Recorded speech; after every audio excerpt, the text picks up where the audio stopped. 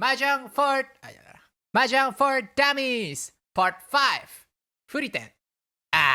Furiten, the bane of all beginners. If you've played some games, then you probably have encountered this word before, and whenever this word appears, you can't seem to win with any tile. In this video, I'll talk about what Furiten is, common cases of Furiten, and how to avoid it. So, what is Furiten? Or more importantly, what does it mean to be in a Furiten? Furiten basically means that you cannot rong. That is, you cannot win from an opponent's tile. However, you can still win with a tsumo. That is, you draw your own winning tile, provided that you have a Yaku, of course. And so how do you even get into a Furiten in the first place? Furiten happens when one of your winning tiles is in your discard pile. That means if you have multiple winning tiles, then you will still be in a Furiten if even one of them is in your discard pile. I'll give you some examples later in the video. As annoying as this sounds, the concept of Furiten is absolutely crucial in the defense aspect of Mahjong, and so unfortunately I don't think it will be going anytime soon. There are 3 common cases of Furiten. The first one is when you have discarded your own winning tile previously. For example, currently my hand is 1 away from Tenpai, waiting for 2, 5, 6, or 9 Chinese characters. By drawing the 5 characters here, I would enter a Tenpai, waiting for either 6 or 9 Chinese characters. However, if you pay close attention to my discard pile in front of me, I have already discarded 6 and 9 previously. This means that any waits involving 6 or 9 characters will put me in a Furiten, and I won't be able to rong any tile from my opponents. Furthermore, this is a very special case where my Yaku is actually all simples or tanyao. This means that the only way I can win this game is by drawing 6 characters on my own. Even if I drew 9 characters, I still won't be able to win with this hand, not because of Furiten, but because my Tanya would fail, and I won't have any Yaku. The second case is when you didn't rong your opponent tile. In this case, you will be Furiten for 1 whole turn, and during that turn, you will not be able to rong any tiles. You will escape the Furiten once your turn comes, and you will be able to rong after that. I know there was a lot of words, so let's take a look at this example here. Take a look at my hand, and hopefully you've noticed that I'm currently in Tenpai waiting for 6 or 9 characters. The person opposite to me then discarded 6 characters, one of my winning tiles. Obviously, if I want to, I can just say rong and win this round. However, if for some reason I don't want to rong this person, I can skip this turn. However, I will enter into a temporary Furiten, or we also call this Dojun Furiten.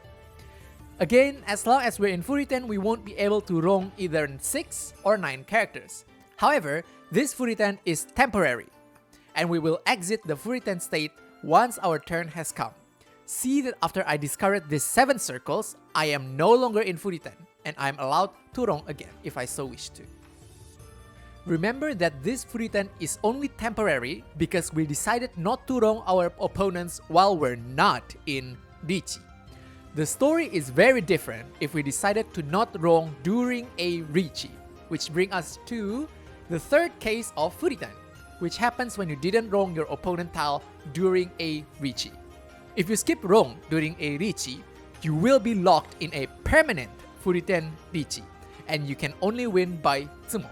Let's take a look at our final example. Here, I have managed to enter a Tenpai and will declare Riichi, waiting for 1 or 4 circles. Then, the person on my left hand side discarded 4 circles, one of my winning tiles. If I want to, I can just rong these 4 circles and absolutely destroy them. But if for some reason I decided to let her go and skip the rong, I will enter a permanent Furiten. Unlike the second case, this Furiten will not go away just because our turn comes, and we will be permanently stuck in Furiten until the round ends. This means that the only way you can win this hand is by tsumo, that is, drawing your own winning tile. Finally, how can we avoid Furiten? Furiten is common among beginners, especially when they have 3 or more winning tiles. This is because they might have accidentally discarded tiles that they thought are useless. For example, discarding 2 circles here will leave you with a Furiten weight when you drew 3 circles, because now you have a 3-sided weight of 2, 5, 8 circles, and you have discarded 2 circles previously.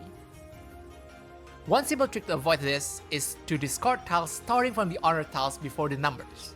You might also want to be careful when discarding tiles that are connected, as they tend to give multiple weights, and discarding them might trap you into a Furiten.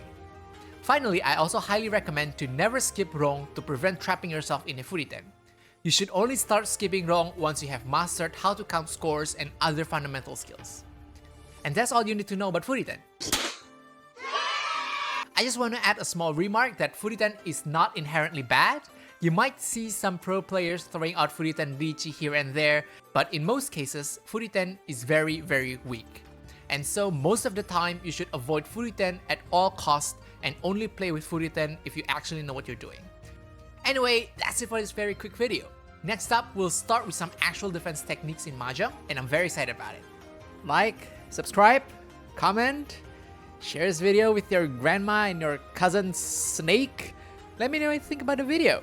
Thank you for watching and have fun with your games. Bye!